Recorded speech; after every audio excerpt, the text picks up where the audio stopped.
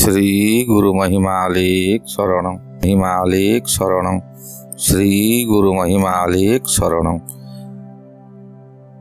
महिमा वास्तु सेवा YouTube channel तरफ समस्त दर्शक मानकु श्रमिक दिवस रे हार्दिक अभिनंदन जनाई आरंभ करुछि आजिर वीडियो। एक महिमा धर्मर महत्वपूर्ण वीडियो। एही वीडियोटी को मूलरू शेष पर्यंत निश्चय देखंतु। मझिरु मझिरु छाड़ी छाड़ी शुणिले किछि आद्य अंत पाइबे नाही। एबे आरंभ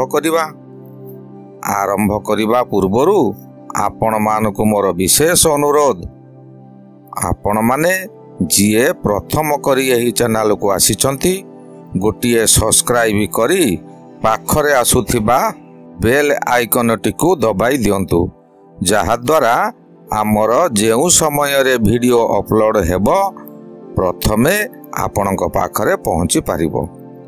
आजिर वीडियो ओडिशार पूर्व अंचल रे ब्रह्म अवधूत महिमा साधुंक विषय रे। प्रबुद्ध गुरु महिमा स्वामी जेतेबेले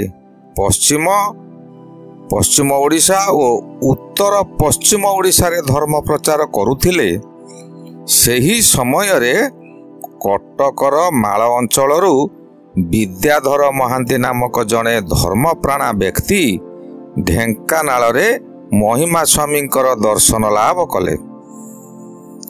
महिमा स्वामी को अनुरोध करथिले कि पूर्वांचल रे महिमा धर्मर प्रचार प्रसार करने सकाशे। एठारे मने पकाई देउछि जे जेउ धर्मप्राणा व्यक्ति कामाख्या नगर मढ़ी ग्राम रे स्वामी को गहन रे थिबा समय रे गंजाई टाणुथिले। महिमा स्वामी भक्तंकर गंजाई टाणिबा देखि तांको कहिथिले, तमे जदि अफिम गंजेई टाणिब तेबे घर को चली जाओ। ये सबु द्रव्य को प्रभु निजे भय करती।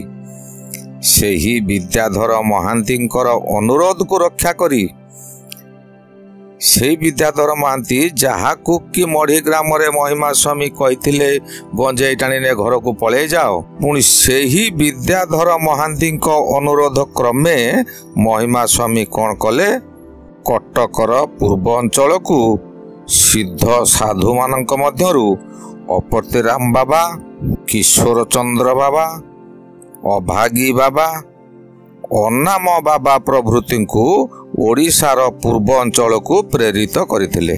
एही सिद्ध बाबा माने बहु परिवारर सस्त्रीकंकु धर्म रे दीक्षित करथिले। सेही पूर्वांचलर गोटिए परिवारर सस्त्रीक सिद्ध अनाम बाबांक ठारू सत्य महिमा धर्म रे दीक्षित हेले। दीक्षित हेबा समय रे तांकर संतान संतति नथिले। संतान संतति नथिबा कारणरू बाबांक निकटरे से गुहारी कले। सिद्ध अनाम बाबा तांकर पुत्र हेबा सकाशे बती और अमणिया करी प्रभुंक ठारे अर्पण करने को कहिले।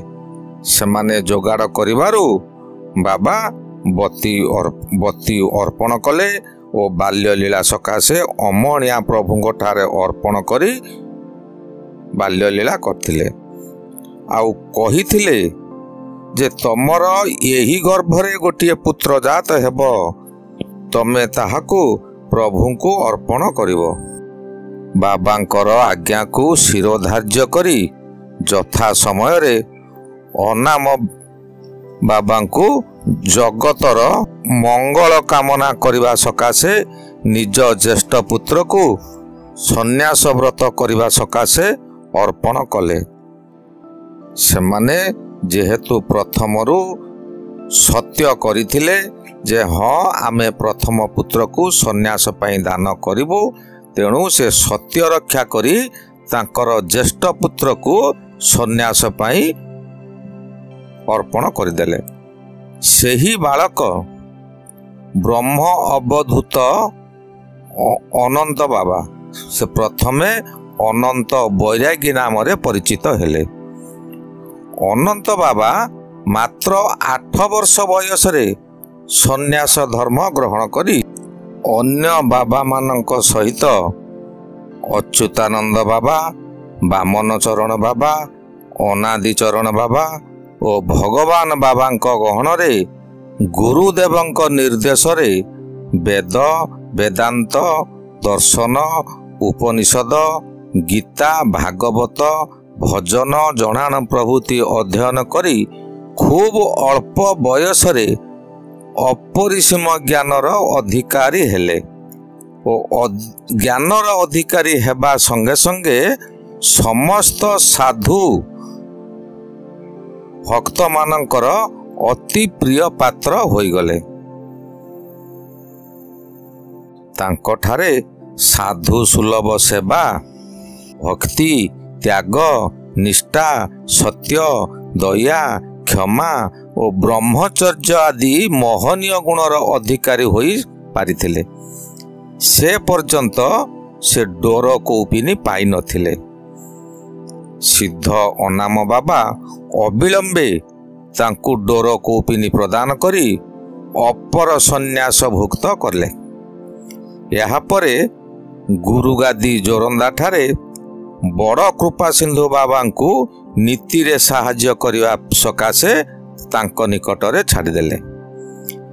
ଏତେ ଅଳ୍ପ ବୟସରୁ ବଡ଼ କୃପା ସିନ୍ଧୁ ବାବା, ସାନ କୃପା ସିନ୍ଧୁ ବାବା, ଗୁରୁକଳ୍ପ ସିଦ୍ଧ ଅନାମ ବାବା, ସିଦ୍ଧ ନନ୍ଦ ବାବା ମନସୂତ୍ରରେ ମହିମା ପ୍ରଭୁଙ୍କର ଶୂନ୍ୟବାଣୀ ଜାଣିପାରି ଦୀନବନ୍ଧୁ ବାବା, ଗଣେଶ ବାବା, ବିଶ୍ୱନାଥ ବାବା, ଅନନ୍ତ ଚରଣ ବାବା ପ୍ରଭୃ 92 ମୂର୍ତ୍ତି ଅପର ସନ୍ନ୍ୟାସୀରୁ ପର ସନ୍ନ୍ୟାସୀକୁ ଉତ୍ତୀର୍ଣ୍ଣ କରି ସନ୍ନ୍ୟାସଭୁକ୍ତ କଲେ। ସିଦ୍ଧ ଅନାମ ବାବା ଓ ସିଦ୍ଧ ନନ୍ଦ ବାବା ଏମାନଙ୍କୁ ବକଳବାନା ଦେଇଥିଲେ। ସେ ସମୟକୁ ଅନନ୍ତ ବାବାକୁ ମାତ୍ର 14 ବର୍ଷ ହୋଇଥିଲା। ମାତ୍ର 14 ବର୍ଷରେ ପର ସନ୍ନ୍ୟାସଭୁକ୍ତ ହୋଇଥିବାରୁ ତାଙ୍କର ନାମ ଶିଶୁ ଅନନ୍ତ ବାବା ବୋଲି ନାମିତ କରାଯାଇଥିଲା ଓ ତାଙ୍କୁ ଶିଶୁ ଅନନ୍ତ ବାବା ବୋଲି ଅନ୍ୟ ବାବାମାନେ ଡାକୁଥିଲେ। ବ୍ରହ୍ମ ଅବଧୂତ ଅନନ୍ତ ଚରଣ ବାବା ଏକାଧାରରେ ତତ୍ତ୍ୱବିତ୍, ବ୍ରହ୍ମନିଷ୍ଠ, ଦାର୍ଶନିକ, ସାହିତ୍ୟିକ, କବି, ପଣ୍ଡିତ, ଭାବୁକ ଓ ଧର୍ମ ପ୍ରଚାରକ ଓ ଧର୍ମ ଉପଦେଷ୍ଟା ମଧ୍ୟ ଥିଲେ। ବାବା ତାଙ୍କ ସ୍ୱଳ୍ପ ଜୀବନ କାଳରେ ବହୁ ପୁସ୍ତକ ରଚନା କରିଅଛନ୍ତି। ସେ ପୁସ୍ତକ ମଧ୍ୟରୁ ମହିମା ଭଜନ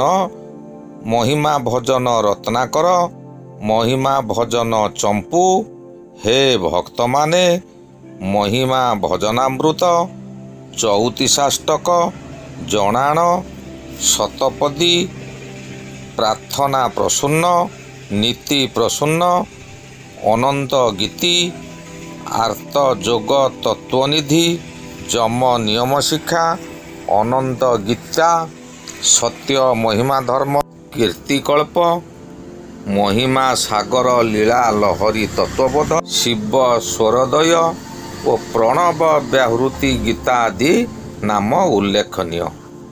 ତାଙ୍କର ଭଜନ ରଚନା ଅତି ସରଳ ଓ ସାବଲୀଳ।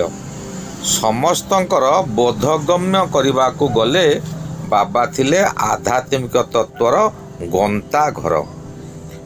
ତାଙ୍କ ଭଜନ ପାଠ କଲେ ଶ୍ରୋତା ଓ ଗାୟକଙ୍କର ହୃଦୟ ବିଭୁ ଭାବରେ ଉଦ୍ବୁଦ୍ଧ ନ ହୋଇ ରହିପାରିବ ନାହିଁ। ବାବାଙ୍କର ରଚିତ ହେ ଭକ୍ତମାନେ, ଏହି ପୁସ୍ତକଟିକୁ ପାଠ କଲେ କିମ୍ବା ଶ୍ରବଣ କଲେ ଆପଣମାନେ ମହିମା ଧର୍ମର ମୂଳରୁ ଶେଷ ପର୍ଯ୍ୟନ୍ତ ସମସ୍ତ ନୀତି ନିୟମ ତାହାରି ମଧ୍ୟରେ ଜାଣିପାରିବେ। ଏହା 50 ପଦରେ ଶେଷ ହୋଇଛି। ସେ ଥିଲେ ସିଦ୍ଧ ପୁରୁଷ ଓ ସିଦ୍ଧ ପୁରୁଷ ଥିବାରୁ ସେ ତାଙ୍କ ନିଜ ମୃତ୍ୟୁର 3 ବର୍ଷ ପୂର୍ବରୁ ତାଙ୍କର ଅନୁଗତ ଶିଷ୍ୟମାନଙ୍କୁ ଜଣାଇ ଦେଇଥିଲେ। 1967 ମସିହା ଫାଲ୍ଗୁନ ମାସରେ ବହୁ ଗ୍ରାମ ନିକଟସ୍ଥ ରାମେଶ୍ୱର ନୂତନ ଟୁଙ୍ଗିରେ ଧୂନି ସ୍ଥାପନ ସମୟରେ ସେ କହିଥିଲେ, ଆଉ 1 ବର୍ଷ ମୋର ମୃତ୍ୟୁ ରହିଲା। 1968 ମସିହା ଚୈତ୍ର ଶୁକ୍ଳପକ୍ଷ ଅଷ୍ଟମୀ ତିଥିରେ ପୂଜ୍ୟସ୍ପଦ କ୍ଷେତ୍ରବାସୀ ବାବା ଅନନ୍ତ ବାବାଙ୍କୁ ସାକ୍ଷାତ କରି ବହୁ ଧର୍ମ ବିଷୟ ଆଲୋଚନାମାନ କରିଥିଲେ। ସେହି 1968 ମସିହା ମଇ ମାସ 13 ତାରିଖ ସୋମବାର ଅପରାହ୍ନରେ ବାବାଙ୍କର ମହାପ୍ରୟାଣ ହେଲା। ବାବା ମହୋଦୟ କଟକ ଜିଲ୍ଲାର ନିଶ୍ଚିନ୍ତ କୋଇଲି ମହିମା ଆଶ୍ରମରେ ଚିର ସମାଧି ନେଲେ। ଏହି ମଇ ମାସରେ ତାଙ୍କର ମହାପ୍ରୟାଣ ହୋଇଥିଲା। ତାଙ୍କର ମହାପ୍ରୟାଣ ବେଳକୁ 70 ବର୍ଷ ବୟସ ହୋଇଥିଲା। ଅର୍ଥାତ୍ ଏଥିରୁ ଜଣାପଡ଼େ ଯେ 1968 ମସିହାରେ ମହାପ୍ରୟାଣକୁ 70 ବର୍ଷ ହୋଇଥିବା ସ୍ଥଳେ 1898 ମସିହାରେ ତାଙ୍କର ଜନ୍ମ ବୋଲି ପ୍ରମାଣ ମିଳିଲା। 1912 ମସିହା ଯେଉଁ ସମୟରେ ନନ୍ଦ ବାବା ବକଳ ପ୍ରଦାନ କରିଥିଲେ ସେତେବେଳକୁ ତାଙ୍କୁ 14 ବର୍ଷ। ଅର୍ଥାତ୍ ଏଥିରୁ ବି ପ୍ରମାଣ ମିଳିଯାଉଛି ଯେ 1898 ମସିହାରେ ଜନ୍ମ ହୋଇଥିବାରୁ 1912 ମସିହାକୁ ବାବାଙ୍କୁ 14 ବର୍ଷ ହୋଇଥିଲା। ଏହି ବାବାଙ୍କର ବହୁ ଅଲୌକିକ ବିଷୟମାନ ରହିଛି। ଏପରିକି ଜଙ୍ଗଲରେ ବାଘ ମଧ୍ୟ ତାଙ୍କୁ ବାଟ ଛାଡ଼ିଛି। ବହୁ ଅଲୌକିକ ଘଟଣାମାନ ରହିଛି। ଏହି ବିଷୟ ମୁଁ ସମୟ ସୁବିଧା ଦେଖି ଅନ୍ୟ ଅଧ୍ୟାୟରେ ଆଲୋଚନା କରିବି। ଆଜି ଏଇଠାରେ ମୁଁ ରହିଲି। ଶ୍ରୀ ଗୁରୁ ମହିମା ଅଲେଖ ଶରଣ, ଶ୍ରୀ ଗୁରୁ ମହିମା ଅଲେଖ ଶରଣ, ଶ୍ରୀ ଗୁରୁ ମହିମା ଅଲେଖ ଶରଣ ଶରଣ ଶରଣ।